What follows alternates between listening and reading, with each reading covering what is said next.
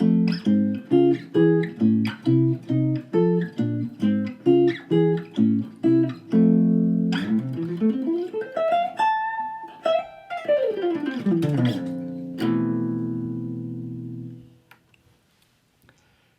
Nobuki Takamen here.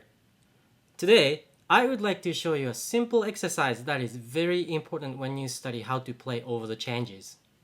After spending a long time to play rock and blues, I decided to play jazz, but in the beginning, I didn't really know how to play over the changes. All I could do was actually playing over three chord blues or simple like a vamp like a E7 chords. But when I tried to play jazz standards, none of those phrases that I could play over blues didn't work.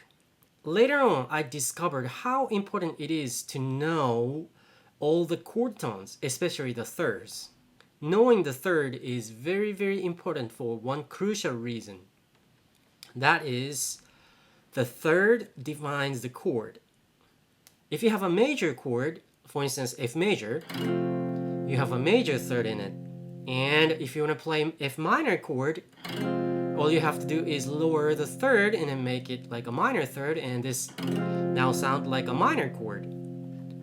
So thirds defines the chord, so it is really important to know all the thirds on the fingerboard and have access to all the thirds. This simple exercise that I'm going to show you in this video was very helpful for me to develop the skill to improvise over any chord progressions. In this video, I'm going to show you how to play thirds and also extension of the thirds, that is the 10th. I will also show you how to apply these thirds and 10th to play any jazz standards using a very, very popular jazz standard called Autumn Leaves. Now let's get started. First, I'm going to show you how to play major third based on the root on the 6th string as well as the 5th string. So when you have C as the root, 8th fret on the 6th string, the third note from C is C, D, E. So you have two sets of whole steps. C, D is a whole step and then D, E is another whole step. So when you have two whole steps, that is major third. And since I want to play major third on two strings, so I pick the E on the 7th fret at the 5th string. So now I'm playing C and E like this, okay? Oh, by the way, this shape will always give you major third on the same string. So these are all major third based on the different root. Now I have C on the 5th string as well, and shape remains the same. So this shape will give you C and E, that is major third. Once you get used to major third, now time to play minor third. So minor third has one whole step and a half step. So if you have C again as the root, C, D, E flat to have 1.5 step. So it's very easy to get minor third, once you get used to playing major third, because all you have to do is to lower the third note by half step. So this is my minor third from C, and again, this shape will always give you minor third when you play on the same strings, like this. And when you move on to the 5th string to play the root, that is C, now I have my C and E, so all you have to do is flat the third, and you get the same shape. Again, this shape will always give you minor third on the same strings, like a 5th string and a 4th string. A good thing to practice is to play thirds that live in a major scale. So when you take the C major scale as an example, you're going to use only the notes from C major scale. Okay, so this is my C, E major third.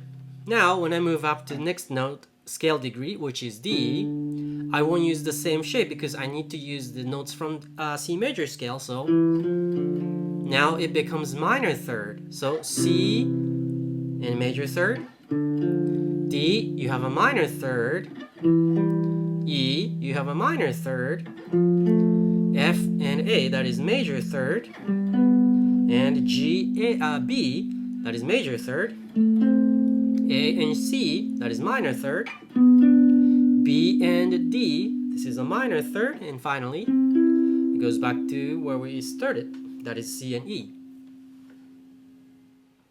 Now I'm going to show you how to play 10th from third that we already studied. So the 10th is a compound interval, meaning you just add one octave to third and you get the 10th. So again, C and E, this is a major third. All you have to do is to move this E up one octave. So I'm gonna use this, octave technique that is actually really common, like Wes Montgomery style, or Jimi Hendrix and other lots of guitar players use this technique to get the kind of fat sound. So this always give you an octave, okay? So this is C and this is E. Now it can be played as C, E by displacing the E on the 5th string up to the 3rd string. So this is my major 10th. Okay? Again, you will always get the same major 10th by moving the same shape up and down as a movable shape. Okay? And now you can do minor 10th. So this is my major third and then minor third. So now I move this note up on the 3rd string and then this is my minor 10th. Now I'll show you how to do this on the 5th string as the root. So this is my C and this is my E. Now the shape for octave technique will be a little different. Instead of actually having 2 strings up and 2 over, now you're gonna move up 2 strings and 3 frets over. Okay, so this is my C, E. Now it becomes like this. And also this is my minor third, and I move the E flat 1 octave higher up on the 2nd string. This becomes my minor 10th. It would be also a nice idea to practice playing 10th based on C major scale or any type of major scale, but I'm going to use C major scale as an example. Okay, so just like we played thirds based on C major scale, now we can do that with 10th, and then this is how it sounds like.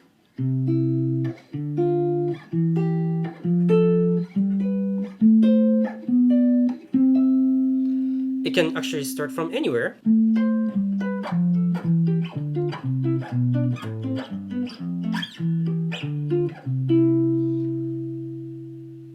This way you will get used to the sound of 10th, which I think it's really a wonderful and very useful for so many things. Okay, now I'm going to finally show you how to apply these to play any jazz standards. So when you take a look at the lead sheet of any jazz standards, you will notice that there are 4 very, very common chords that are major 7 chord, dominant 7 chord, minor 7 chord, and minor 7 flat 5. So it's very simple. Whenever you have major sounding chord like major 7, dominant 7, or even major triad, you can use major third or major 10th. On the other hand, when you have minor sounding chord like minor 7 flat 5, or even minor triad and diminished triad, you can use minor third or minor 10th. Now I'm going to show you how to practice playing thirds based on the first 8 measures of Autumn Leaves.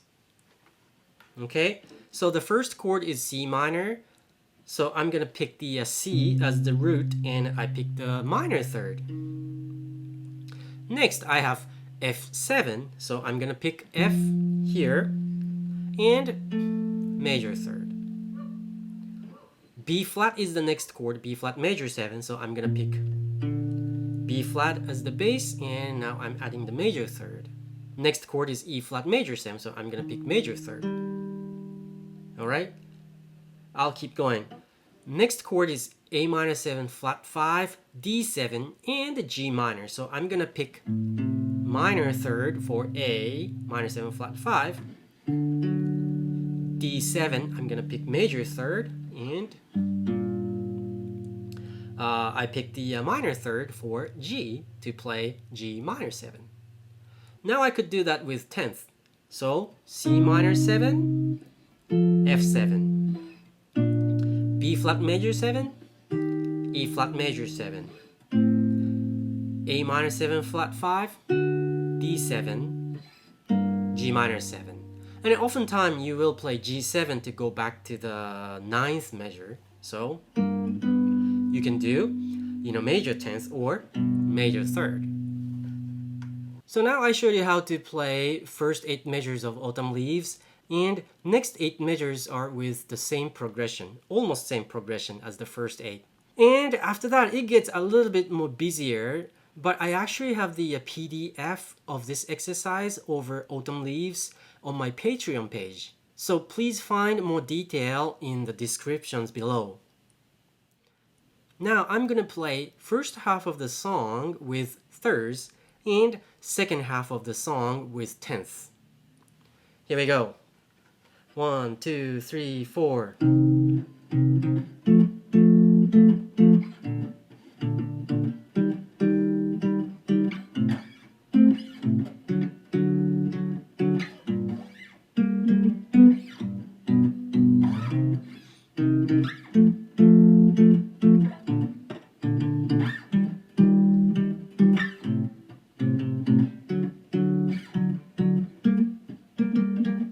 Now I'm gonna use 10th.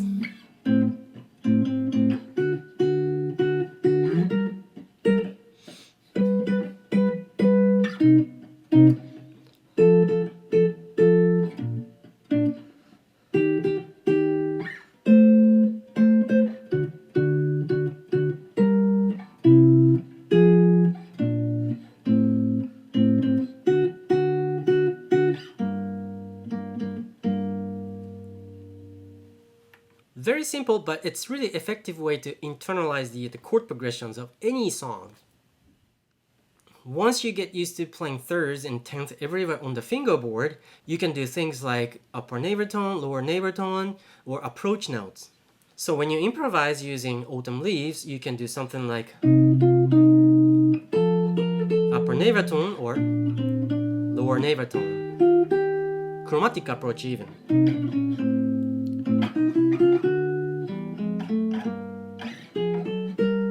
Something like that.